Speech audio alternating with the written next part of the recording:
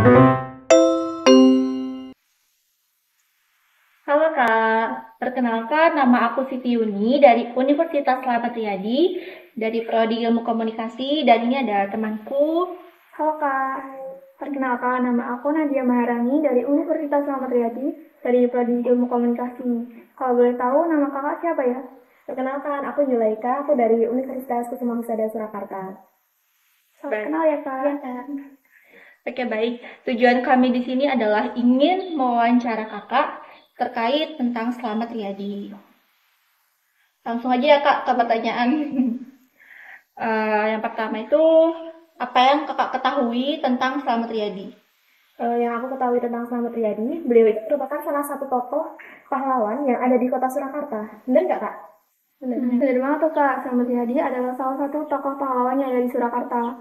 Beliau ini pada masa kecilnya bernama Sukamto, kemudian berganti nama menjadi Ignatius Slamet Riyadi. Nah, Slamet Riyadi ini bergabung dengan PETA, kemudian menunjukkan bakat militernya. Nah, setelah kemerdekaan Indonesia, ia bergabung dengan TKR dan menjadi Komandan Batalion 44 Klaten. Slamet Riyadi sendiri adalah salah satu tokoh perintis pembentukan pasukan elit TNI yang sekarang disebut sebagai Kopassus pada tahun 1950. Terkait tentang yang sudah dijelaskan oleh temanku, aku ingin menambahkan sedikit bahwa jiwa kemiliterannya dari Slamet Riyadi itu telah menurun dari sang ayah.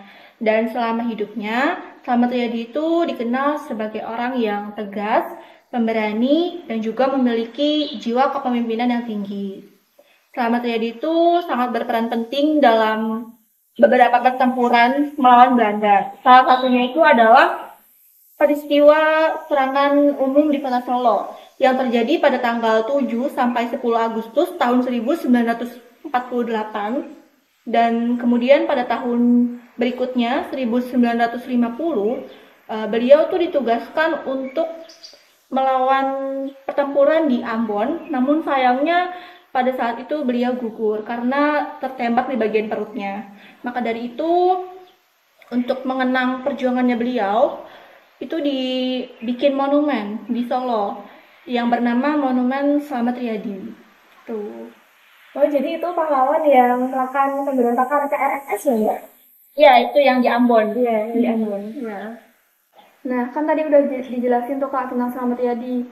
Nah, sekarang saya mau tanya, hal apa yang menginspirasi Kakak sebagai mahasiswa dari tokoh Slamet Riyadi itu?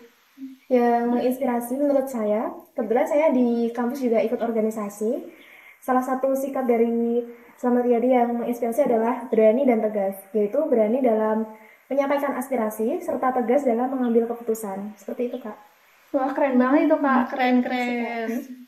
Oke, mungkin udah. Iya. Oke, mungkin cukup sekian Kak wawancara dari kami. Terima kasih atas waktunya. Terima kasih ya, Kak. Halo Kak, perkenalkan nama saya Nadia Maharani dari Universitas Muhammad dari Ilmu Komunikasi. Dan ini teman saya. Halo, nama aku Siti Yuni dari Universitas Slamet Riyadi juga, Prodi Ilmu Komunikasi. Dan kalau boleh tahu nama kakak siapa ya? Aku Ana dari S1 Akuntansi dari Universitas United Litri Putra. Nah, jadi maksud kita di sini itu untuk mewawancarai Kak Hana tentang Slamet Riyadi. Nah, menurut Kak Hana, apa dan siapa Slamet Riyadi? Menurut aku, Slamet Riyadi itu salah satu pahlawan yang menurut aku sangat cocok buat jadi akuntansi. Apalagi kalau untuk aku yang Kristiani.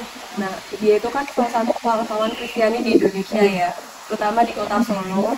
Dia itu juga yang udah berhasil mempertahankan kota Solo ini setelah kemerdekaan dari ancaman-ancaman Belanda waktu kerusuhan-kerusuhan itu terjadi. Dan dia itu kan juga salah satu itu ya, pencetus adanya Kopassus yang merupakan panglima, nah bukan panglima ya, lebih tepatnya kayak angkatan Kopassus yang itu kan keren banget ya, sampai sekarang pun nama Kopassus tuh masih kedengeran di telinga dia, tuh masih tetap keren. Berarti kakaknya udah tahu ya tentang siapa itu Slamet Riyadi. Oke, soal gitu aku mau tanya, hal apa dari Slamet Riyadi yang dapat menginspirasi kakak? Menurut aku dari perjuangan dan kerja keras Slamet Riyadi sih.